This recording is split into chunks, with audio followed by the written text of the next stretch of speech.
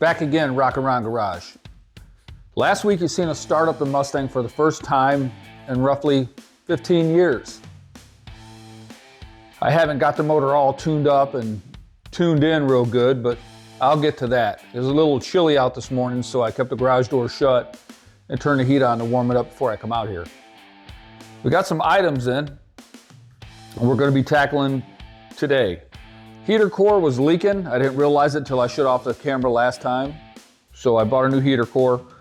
I knew the ignition was sticking. It would turn on, but it wouldn't retract. So I'm replacing that, and I went ahead and got the ignition switch for the column. And I got a positive block, we'll call it, so I can mount it on the firewall and run a lot of the wires to this and one jumper wire over to the solenoid, so the solenoid's not filled up with all kinds of wiring. I'm gonna have the GoPro in the back here, a bunch of lighting, you guys coming in from the side over here, maybe that side if I switch it up, and we'll see what we can get done. I got a million things to do before we move on to the next stage. So we'll get to it and get her going. Follow me. I started off with removing the top dash plate. Steering wheel had to come off next. It was aftermarket, so it wasn't that hard to come off. Had to pound it a couple times, tap it a little bit, and she popped off. I initially was gonna do the heater cores, but I said, well, I gotta drop the column anyways. So I'm just gonna do the ignition switch. It has a little pin in here that you gotta push in, turn the key forward, back, wiggle it. Once it starts to get loose, you just take like a screwdriver and pry it out. It'll pop right out. It's just a little stuck. It's probably original. You'll see here where I get the screwdriver and pop it out.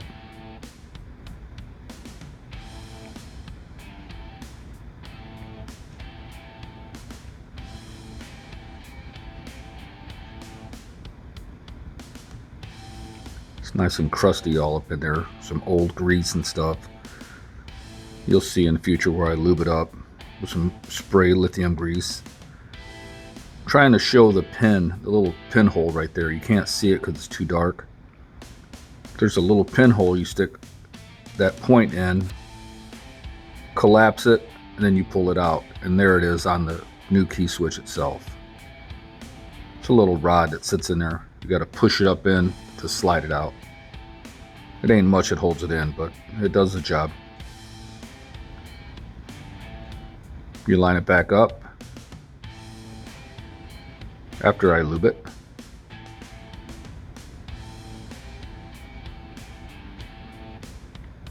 I was checking it out here.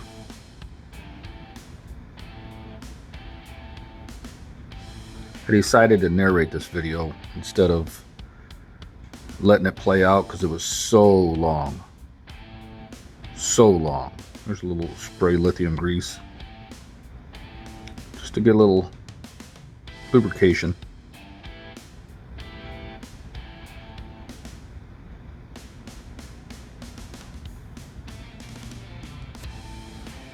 I'm gonna have to pull this dash back apart eventually to paint everything up, get it nice and new. Right now I was just trying to get the switch in here, the bottom column switch and all that. Gotta get it fitted in. It's a little finagling, but we get it. Looks fine. Steering wheel back on, nut back on, snug it all up. I believe I'm gonna change the steering wheel in the future anyways, so it doesn't matter.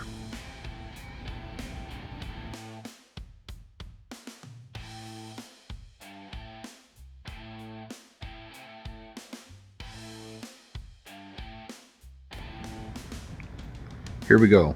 Now we got to take the column down to get the wiring ignition switch out. Got a couple screws on this bottom cluster cover, 2 up on the column there, and that bottom cover comes off. Once you get that off, you have 4 1/2 inch nuts you got to work with. I put it on the impact and zip them right off. There's usually only 2, but on these Fords there's 4. And there's the 4th one, and you just bring the column down. The switch we're working on is right above it. It's on top of the column. There, you can see it right there. It's connected to a lever that slides in and out. There's 2 nuts here you can't really see because it's kind of dark. There's 2 studs on the column that the nuts fit on. There's a better view with the light. You'll see the rod sticking down the column, pointing upwards. There, you got to get that off after you get the bolts, the nuts, excuse me.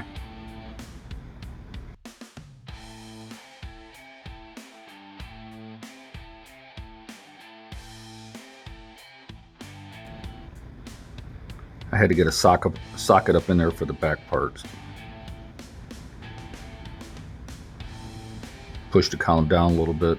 It's not a hard job, it's just getting the right wrenches, trying to figure out. And there's that lever. Just pry it up a little screwdriver and it's off.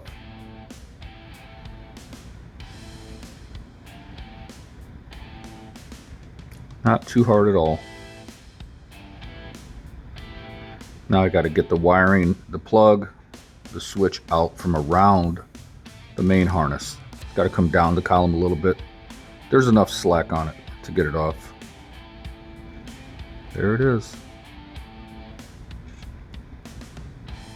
Pop a couple clips here, one on each side, and unplug it.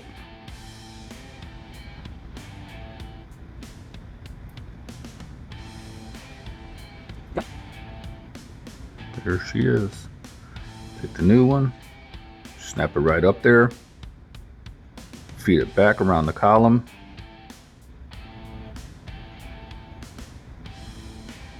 Trying to keep the wiring out of the way of the main harness. See the 2 studs? It's got a little golf tee in it that holds it straight, keeps it set. So you sit it on the studs, hook up your lever. You have to adjust your ignition lock. Turn your ignition key switch back to lock. Then you adjust your switch right there, because that lever, see how it slides up and down? You got to adjust it. Snug that baby back up. And it's done. We're not going to put the column back up because we need that down, because we have to pull the dash apart and pull the dash backwards towards the rear of the car to get the airbox, heating airbox out to change the heater core. So now it's time to start that. There's 2 bolts on the bottom right for an L bracket that goes to the dash, to the kick panel area. There's 1 bolt on the top right under the windshield that you can get with a shallow socket. Couple vacuum lines, couple brackets. There's 1 bolt under the glove box right there that goes to a bracket to the firewall. I went ahead and took the glove box cover off. It was 3 screws, 3 Phillips screws. 2 screws on top for the speaker that connects it to the dash. I took those off too.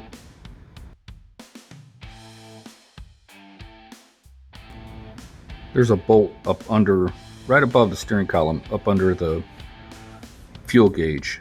It goes to a bracket. I think it's a 3/8. Ain't nothing metric on this car. So here we go to the other side. I got that 3/8 bolt right there. I got to get out. There is the 2. I went ahead and took a side cover off the dash, took the cluster off. I'm going to end up pulling the cluster out of it. I don't want nothing to happen to it, get cracked or anything. The hardest part of that was getting the speedometer unhooked. You got to squeeze the clip and pull it out. It's got that and 2 plugs you got to unplug. It wasn't bad. After I did it, after you do it once, it's a piece of cake. Just a real tight fit. So I got that out of the way. Looking for more brackets. Yep, there's one. I got the 2 out from the driver's side. Out here on the firewall, there's 3 nuts that holds that airbox in, the heater box. The heater box has studs on it. It comes through the firewall. So once you take those 3 nuts off, you have 2 hoses, 2 coolant hoses, heater hoses they call them. This car has AC, so it has a block on it. You'll see it right next to the heater hoses. If I can slow the camera down. Take those hoses off. Take that air conditioning block off. Those 3 nuts, and that heater box comes right out.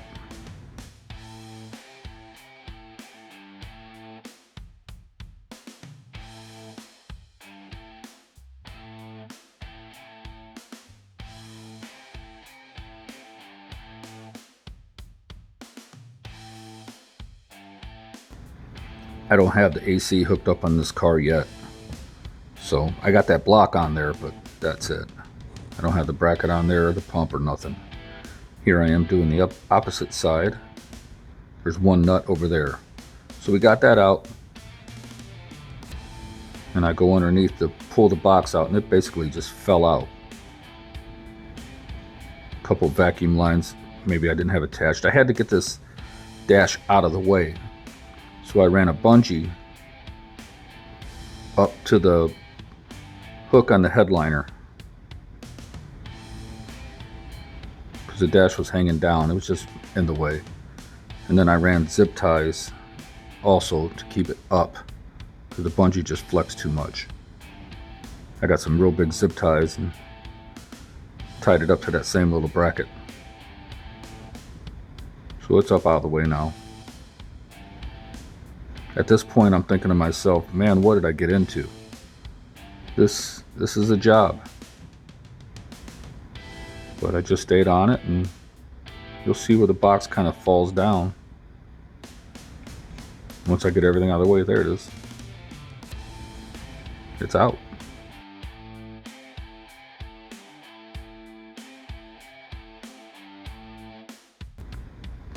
Here's where we have the box on the table.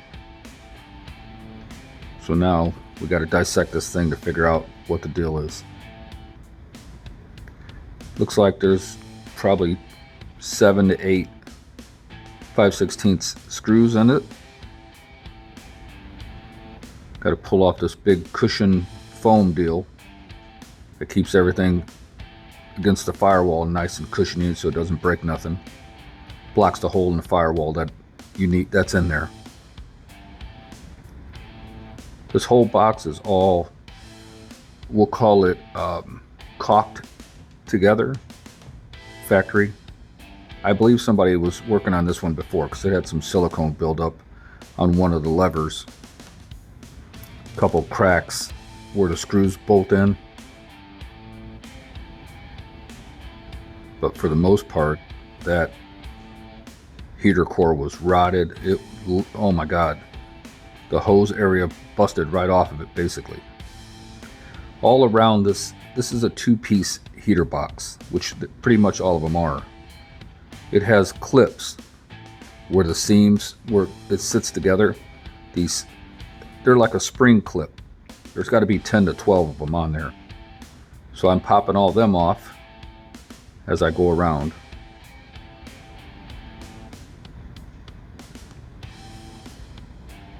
To try to get this top and bottom box separated. There's a couple vacuum lines. Oh, there it goes. It comes apart now. All that caulking's in there, falling all over the place. I gotta make sure all my brackets are off.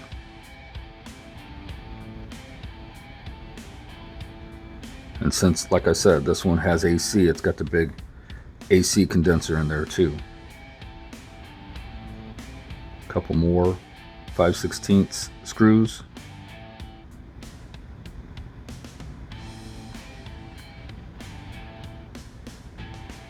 And there she is. This is the part that holds the heater core. You got this flap bracket. You got to get out of the way. It's got a rod with a lever going all the way through the whole heater box. And it has these little slide clips on each end on the outside. You got to pop one of those off and slide the rod out. You pull that lever backwards, you know, like it's sliding through a sleeve. Pull it backwards, and then you can get it out of the box so you can get to the heater core.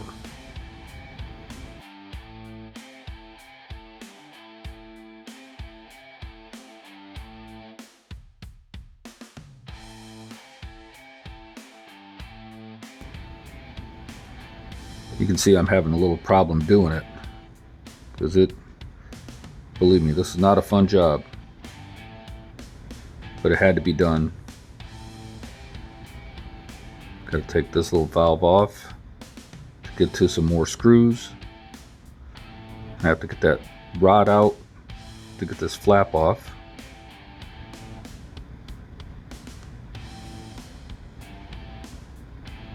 It's a chore, I'm not gonna lie.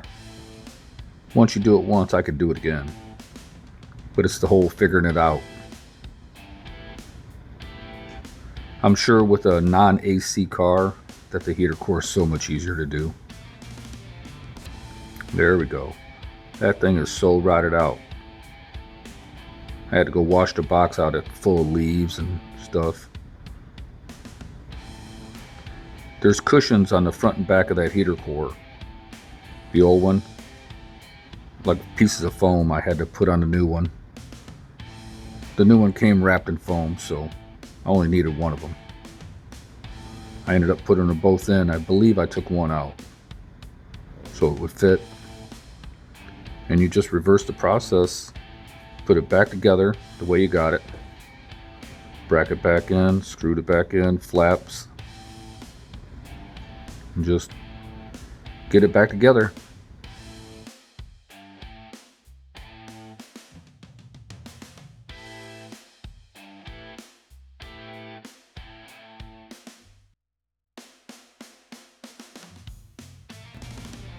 I ended up putting silicone all the way around to help reseal the box. It made such a mess, but I figure something's better than nothing. I didn't have no strip caulk to put on it.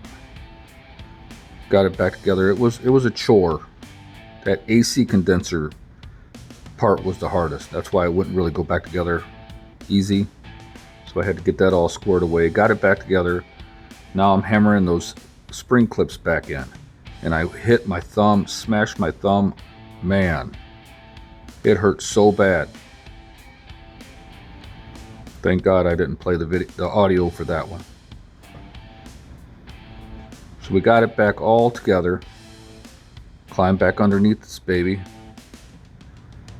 Pull some old insulation cover out of the way that was just hanging down. It was just the cover of the insulation. The insulation's still in there.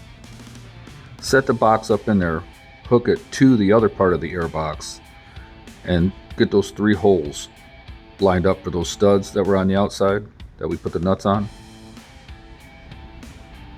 It was a little bit of finagling, but we got it. Checking it all out. Here's the GoPro view from the back. Got it in. Messing with the dash. Here we go, putting the nuts back on.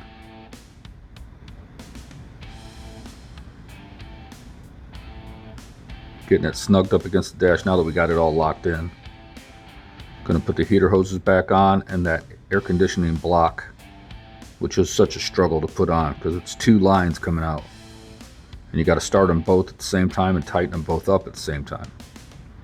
I had to recut my heater hose straight, put those on, tighten them all up. Now, put this baby back together. Got to put the L corner brackets against the kick panel right there. Get some lines and hoses put back on. That top bolt kind of gave me a little trouble, but I got through it. Got to remember everything you took off. There's an L bracket there. I come back and do that one. Now we go to the other side. Push the dash back up in there. Get it all lined up. Get that center bolt back in above the steering column. Get the L brackets put on, the top bolt put on.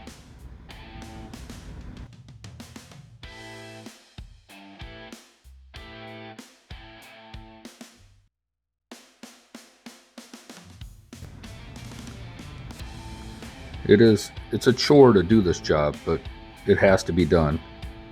I got it all back together now. Wasn't that easy?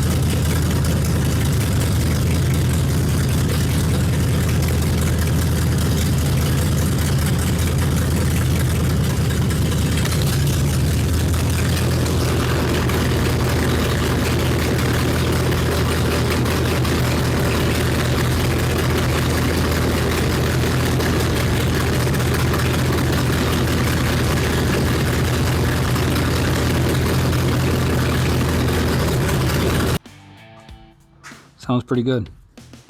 I'm happy with it. All right, so let's summary it all up. New heater core. Nightmare. A nightmare. Ignition switch. Ignition rod switch, column switch, whatever you want to call it. That's done. Dash is put back together. I ain't got the top on it, but I got to clean some stuff up.